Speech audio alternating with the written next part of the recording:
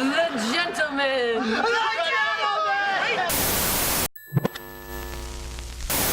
In honor of this movie, I've decided to forego my usual coffee and indulge in a little glass of whiskey this time around.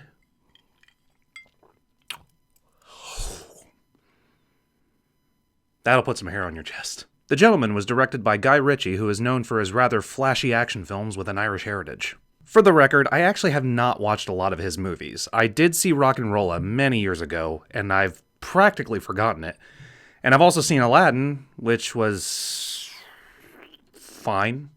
But according to the trailers, this movie looked like it was going back to his usual MO, fun, stylized gangster stuff. And it's okay. The performances in this movie are probably the standout. Hugh Grant and Colin Farrell play rather colorful characters compared to Matthew McConaughey's more straightforward, serious businessman. All solid performances. But the structure of the plot is based off of one of those where the character telling you the story is more important to the third act, and he's just kind of giving you a recap of everything that has happened up until then. And it's boring. If the story could have been told in a different way, it could have been more interesting.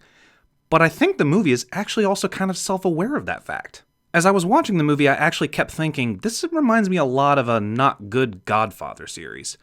Now, Hugh Grant's character is actually a lover of film, and he at one point actually references the Godfather movies and says he found them boring. But part of what makes the Godfather series so good, granted maybe just the first two, is the simplicity of them. As I was walking out of the theater, I actually overheard one patron going, "Man, there was a lot going on." I don't understand why films these days have to throw so much at you.